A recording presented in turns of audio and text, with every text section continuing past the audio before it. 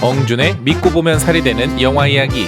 안녕하세요, 같이 영화 보는 남자 엉준입니다. 오늘은 지난번에 소개해드린 로봇 스턴트맨의 등장, 과연 인간 스턴트맨을 대신할 것인가에 관련된 내용인데요. 지금 이 영상에서 보시는 로봇은 디즈니에서 개발한 스턴트 로봇입니다. 공중제비를 돌고는 착지 자세까지 아주 완벽하게 작동하는데요. 이 녀석의 정확한 이름은 스턴트로닉스. Stuntronics. 이 스턴트 로봇은 과연 스턴트맨을 대체할 수 있을까요? 스턴트로닉스는 비교적 아주 간단하게 생긴 이 스틱맨이라는 형태로부터 제작되었습니다. 관절을 구부리면 Z자 모양이 되는 이 로봇은 공중에서 백플립 동작을 하면서 장착되어 있는 센서를 통해 높이를 계산하고 회전수와 착지 자세를 계산하죠. 이를 토대로 개발된 스턴트로닉스는 보다 다양한 자세를 취할 수 있습니다. 그럼 어디 잠깐 한번 같이 보실까요?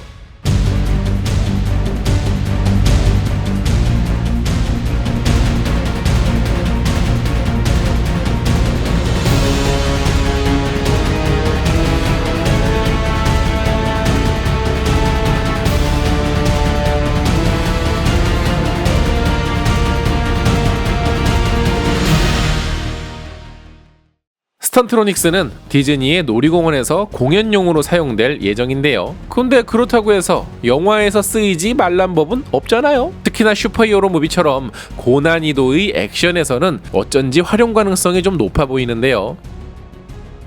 일본 크리스 햄스워스의 스턴트 더블인 이분은 이렇게 얘기를 합니다. 스턴트를 만들어가는 과정 중에 로봇으로 테스트를 한 뒤 실제 촬영 땐 사람이 그와 같은 연기를 하면 스턴트 로봇을 활용할 수 있을 것 같은데요 라고 말이죠. 근데 개인적으로는 테스트보다는 정말로 인간이 하기 어려운 동작들을 대신 연기하는 로봇 스턴트맨으로서 활용을 하면 좋을 것 같다는 생각도 드네요. 언젠가 로봇 스턴트맨이 등장할 날을 기다리며 지금부터는 스턴트에 사용되는 또 다른 장비들을 소개하려 합니다. 액션 영화에서 가장 많이 사용하는 장비는 다름 아닌 와이어죠. 보통은 와이어를 통해 날아다니거나 하는 아주 그냥 간단한 동작 정도로만 사용했지만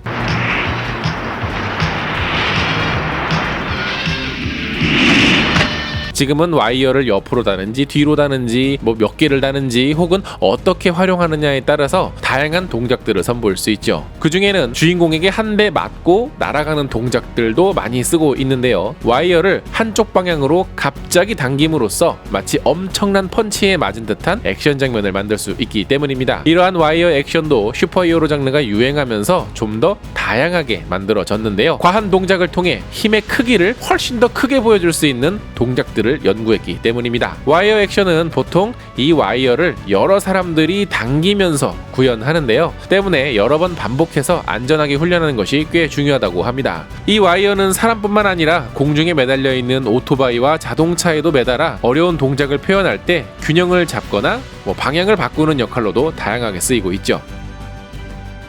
다음으로 알아볼 스턴트의 비밀은 바로 이겁니다.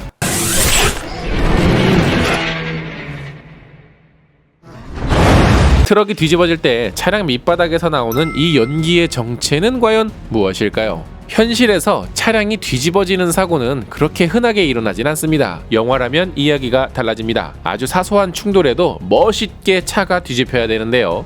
추진력을 얻기 위해 차량 밑바닥에 가스 압축 대포 장치를 달기도 하죠. 가스가 폭발하면서 안에 들어있던 쐐기둥이 대포처럼 발사되며 차를 들어올리고 뒤집는 것이죠. 영화 본편에서는 이 쐐기둥을 CG로 지우고 가스 연기 자국만 남겨둔 것이죠. 물론 가스 기둥 외에도 차량 밑바닥에 차를 뒤집을 수 있는 특수 장비를 설치하는데요.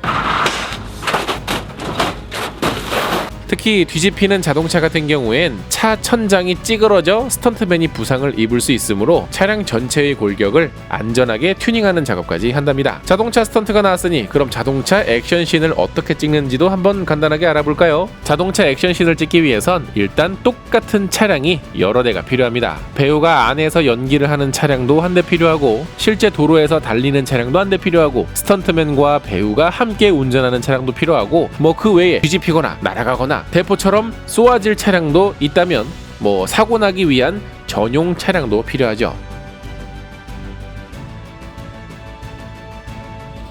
그 중에서 오늘은 바로 이런 차량들을 소개해 드릴 건데요. 이 차량은 포드 대 페라리에서 사용된 특수 차량들입니다.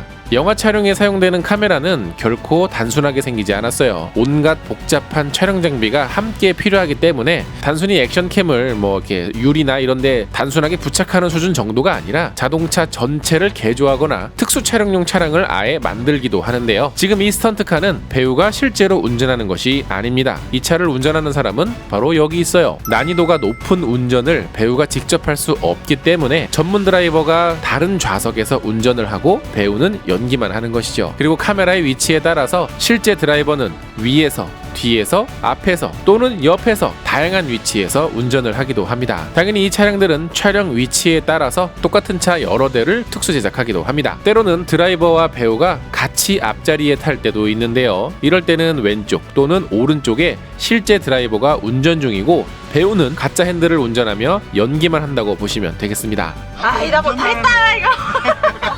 그 외에도 차량 스턴트 같은 경우에는 실제로 시속 100km를 넘기면서 운전하는 경우는 거의 없는데요. 대부분의 차량 스턴트가 50에서 60km 정도일 때 가장 민첩하고 정확하게 제어가 가능하기 때문입니다.